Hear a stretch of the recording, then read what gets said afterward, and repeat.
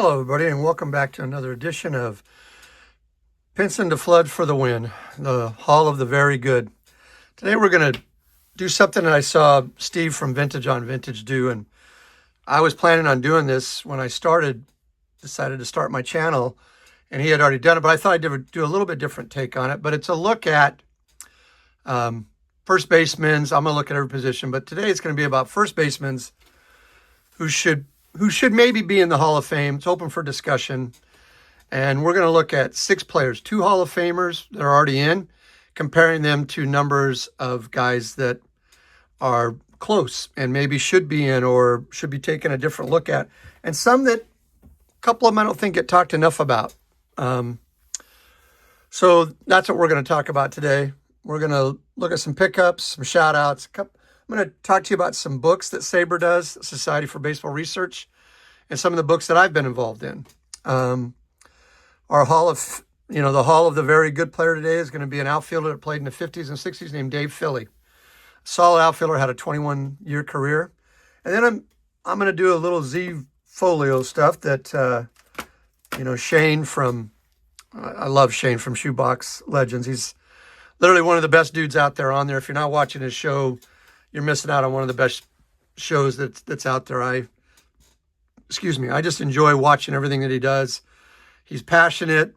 He loves what he collects. I'm one of those firm believers that we should all take the model of Chris from Missouri, where you collect what you like and enjoy it. Brent Richards is another one who I like the way he gets so excited over his shiny cards. The dude literally loses his mind over his shiny cards. God bless him. Everybody has it. There's people out there, and I'm not going to name names, that say, if you don't have a mantle in your collection, you don't have a real collection. That's just stupid. If you don't want to collect mantle, don't collect mantle. Collect what you like to collect. Collect what you can afford to collect. Collect what you enjoy, what truly brings you joy.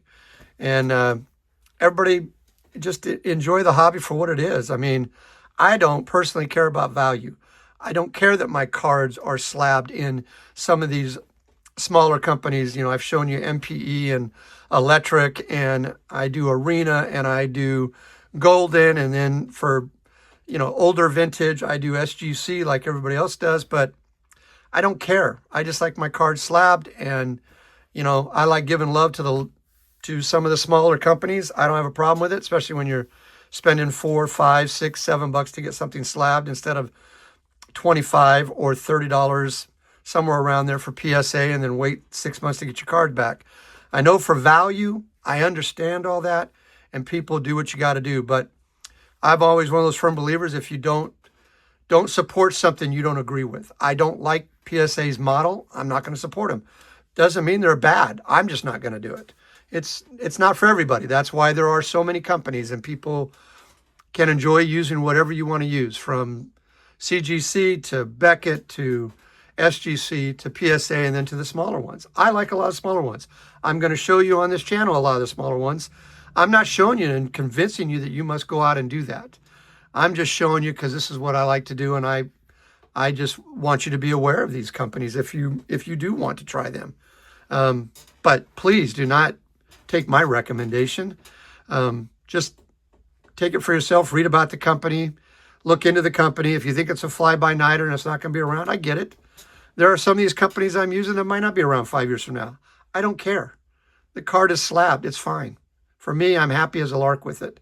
So I don't care. I enjoy just the hobby for what it is, and I want all of you to enjoy the hobby for what it is. And hopefully my perspective and the way I go about showing you on these shows and everything is to just enjoy the hobby and to show you about collecting lesser players and showing you where you can find deals. And a lot of the cards that I show you, I spend nothing more than $2, $3, $4 on, even if it's Hall of Famers, even if it's older vintage stuff. I just wait. I'm patient, and I find deals. I use Whatnot. I use eBay. Use a number of other sources that you can use to find cards. I use my local sports card shop has a lot of vintage, and they sell it really cheap. Especially commons and lesser stars. It's just so you can find deals. Just be patient and be specific on what you like and what you want to collect. but enjoy the hobby. Truly enjoy the hobby. That's what this hobby is about, is to enjoy collecting cards, sharing, looking at cards. I look at my cards all the time. I love just watching a show and looking at cards. And so just enjoy it and really embrace the hobby for what it is. I don't get involved with all this other stuff. I know there's shows out there that want to talk about all the news, the shilling, all that stuff. I don't give a damn about that. I'll be honest with you. I do not care one iota. I don't pay any attention to it because it's not in my wheelhouse. I don't want anybody to rob me of my joy for the hobby. So I stick and enjoy the shows that I enjoy and the collecting that I enjoy. And I hope you all do too. Encourage you all to find your place, you know, and just enjoy it for what it is. So we're going to start off by looking at first baseman. And what we're going to do is we're going to use this model here. And I have the ability, because I am a baseball reference nut, and I subscribe to STATHEAD. It's $80 a year. I'd highly recommend it if you really want to be able to compare. This is a thing where you can put 6 players up here, and it'll show you all the highlights. And so we're going to go and do this for each one. And I've hidden the names up here, and you can see that number 3 and number 5 are Hall of Famers. And you can look at their numbers, their WARs, and we're going to point out, I'm going to get a little pin here. I think it'll make it easier. And look at each one of these. As you can tell, most of them, their WARs, all the players, the 6'5", 6'4", 1 and 2 are non-Hall of Famers.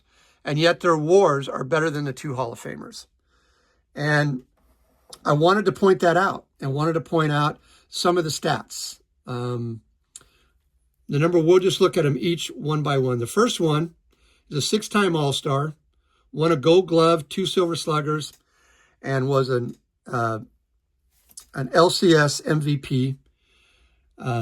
Lifetime batting average of 303 is really impressive. Had 2,100 hits, 284 homers, 1,200 RBIs, was an outstanding glove at first base. Only has 1 Gold Glove. It's just because of the era they played in, but this guy was money at playing. I'm going to set this like this. This will just hold that up. There we go. So the first person we're going to look at, the number 1, is, we're going to look at a number of his cards, is Will the Thrill. I'm going to back this up. Let me back this up a little bit. There we go. Is Will the Thrill. There's his Stadium Club, 90 Fleer. One of my favorites, the Provision card. There's the 87, and then his 86. And that's number 1. Will is somebody who I don't think gets as much love as he should. He has a 56.5 WAR, which is 4 points higher than the number 3, and 3 points higher than number 5, and didn't have as long a career as either one of those guys. And his numbers are outstanding. Had a 384 on base percentage. His OPS is plus is 137, which is outstanding. It's really good. It's a guy that I believe should get some looks and some nods for the Hall of Fame. On this list, I will tell you, one guy that's not on here that is on everybody's list when they do this is because he only has a 38 WAR is Steve Garvey. I don't think Steve Garvey did enough to warrant being on this list. He's 20 points behind all these guys in WAR. And I'm not saying he's not worthy, but there's no one below 51, I think it is, or 48 WAR that is in the Hall of Fame. And that's a big stretch to be 15 WAR behind the lowest guy on this list. So that's one of the guys I did not include. So number 1 is Will Clark. Again, I could see him getting in. If he doesn't get in, that's fine too. I'm not saying that these guys should go in. I'm just saying they should get, especially Will Clark, should get closer look. And the second one is going to be surprising. He is never brought up, and yet his WAR is 58. It's the second highest on this list, or third highest on this list. Is a 295 with a almost 400 on base percentage. He has 2,200 hits, 255 homers, 1,200 RBIs. He was a 3-time Gold Glove, 2-time All-Star, 2 championships, Batting title, he never gets talked about, and I think he should, and that's John Olerud. I think John Olerud is, this is a guy who at 20 or 21 years old was hit in the head by a line drive and had an aneurysm. And it's a miracle that he's alive, because when you have brain aneurysms, your chance of survival is very low. And yet he survived. That's why he always wears a helmet when he played first base, because of that. This guy was just smooth, but he was such a quiet player, and no one thought, or he just didn't bring a lot of attention to himself. But this guy should get a really strong look. His OPS plus is 129. But again, his batting average is 295 with a 398 on base percentage, 2,239 hits, and a 58 WAR. Just an outstanding player who doesn't get talked in any time I watch anything on first basemen. His name is never brought up, and it should be. And I just think he's very underrated. Number 3 is the Hall of Famer. That Hall of Famer that we have up there that I wanted to use as a reference is Fred McGriff. And that's number 3. And, he had almost 500 home runs, 1,500 RBIs, 284 average, 377 on base percentage, five-time All-Star, 3-time Silver Slugger. He's definitely worthy. I don't even think should have had to wait as long as he waited. But if he had 500 home runs, he wouldn't have waited as long. All he needed was 7 more, and he'd have been in a lot sooner. But outstanding player, but his WAR is 52.6. So it's almost 6 points less than John Olerud. And John Olerud is never brought up. So it's why I wanted to point him out. Number 4 is somebody who is brought up a lot, and I think should get strong consideration. He's got a 60 WAR, he's an outstanding player, and that's Keith Hernandez. He wasn't the big home run hitter. Here's his 85 Don Russ, his 80, what is this? This is the 83 Kellogg's, his 82 Don Russ, and his 90 Fleer. But he had 162 home runs, 1,071 RBIs, had almost 100 stolen bases, the most amongst these guys.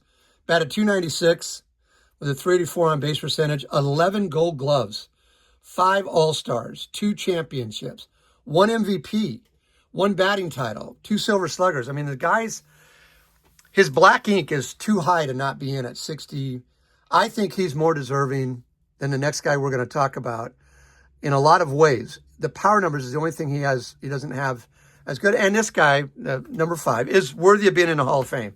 But he also played about 6-7 years longer than everybody else. He had a very long career. But Keith Hernandez, to me, out of this whole list, should be the next guy in my eyes. Big fan of him, big fan of the way that he played the game. What hurts him is being a first baseman and not having first base power numbers. But he was such a gifted glove man, and man, you needed a hit any time. That guy could get it. He went everywhere and to all fields. The next one is the Hall of Famer, and worthy of the Hall of Fame, but Tony Perez. And I'm not saying Tony Perez doesn't deserve to be in the Hall of Fame. I was not trying to point that out. What I was just saying is he played about 6 years longer than most people. You can tell by the games. He's 400 to 500 games more than, almost 700 games more than Keith Hernandez. 500 games more than John Olerud, and almost 1,000 more, about 800 more than Will Clark. And his numbers deserve to be in the Hall of Fame. 379 homers, 1,652 RBIs, was an RBI machine. But it's just wanted to use him and McGriff as comparisons. The last one on the list is always going to be controversial because of the steroid era. I don't think he should get in for a couple reasons, but he has the highest WAR of all these guys that are not in. And that's Mark McGwire. There is no first baseman that played 1,800 games or more that has less than 1,750 hits. Mark McGwire only had 1,626 hits. His power numbers is what drives everybody. The 583 homers, the 1,414 RBIs, I get that. Solid. He was 12-time All-Star. He won 1 Gold Glove. He's got pretty good numbers, but a 263 average is low for a first baseman to be in the Hall of Fame. I think the lowest one that I think is Harmon Killebrew, and he's at 270 something. It doesn't mean that he shouldn't go in. If Mark McGwire went in tomorrow, I wouldn't have a problem with it. I'm just thinking of all these guys, he would be last on my list, even though he has the highest WAR. I just think the other ones are more deserving from an overall game standpoint and the gold gloves and batting titles and some of the things they accomplished. He would get in because of his power numbers, which are prestigious. They're prestigious. But, having played during the steroid era and admitting to using a cream or whatever he had, that he used, that's probably going to always keep him out. But if Mark McGwire got in one day, I wouldn't have a problem with it. So,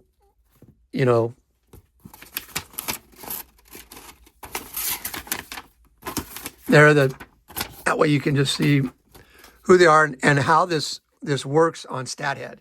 So StatHead, you can bring up 6 players and compare them. And I use this a lot. I use it when it's the best $80 I spend every year. If you're interested, go there. You can do all kinds of, you can do the best season for strikeouts from 1920 to 1935. You can put anything in. There's not a criteria you couldn't come up with and get a list. You can put in best pitchers over the age of 40, pitchers with the most wins, from Cuba. It'll give you that list. You can do by everything. I highly recommend, if you're a baseball nerd like I am, StatHead, I would get this. It's $80 for the year, and you have full access to everything that you want to put in, and it's just phenomenal. StatHead is really the real deal. Highly recommend it. Take a look at some pickups. I picked up some stuff pretty inexpensive. Look at nothing great. Some Hall of Famers, but everything that I'm going to show you here was between $1 and $3. So there's a Phil Necro, 86 Eddie Murray, 72 Luis Aparicio, 72 Denny McClain. One of my favorite players that I think should be in the Hall of Fame, Willie Davis. 81 Carl Yastrzemski, 83 Fleer Yastrzemski. Carlos Paula, 56, Gus Zernio, 56, 55s of the same players. Big fan of both of them. Paul, because I collect the first black player for every team, and he's one of those. Gus Zernio, one of the best power hitters of the 50s. Johnny Logan, a great shortstop for the really good Milwaukee teams of the 50s. Jerry Lynch, rookie card. Again, picked up this Jerry Lynch rookie card for $3. Look at the shape of that. D. Fondy, he'll be one of the Hall of the Very Good one day. We'll talk about him. He was phenomenal for about 5 years. He was on that 1954 Red Heart series, had one of the cards in there. He was a really good player in the mid-50s. Second year, Lee Smith, 83 tops. Hall of Famer Don Sutton. Hall of Fame Tim Raines, Vita Blue rookie card, big Vita Blue fan. Ryan Sandberg, 86. 81 Robin Yount, 86 Boggs, 67 Jim Cott, and a rookie card that I think is great. This is a really nice one. They're usually hard to come by centered. The 81s were really tough. And Bill Lambier, I try to collect rookie cards of all the guys that I like in the 70s and 80s, and that's just some of the pickups for the past week. Want to share with you some of the SABR books. And SABR is Society for Baseball Research. I've been a member for 30 years. Been part of many books. This is a great book here. This is one just on Sandy Koufax. It's literally written by SABR members, as you can see. Many, many different authors. They put this book together and decide, they have game recaps. They just have stories. They talk about, literally some of his best games, all his no-hitters.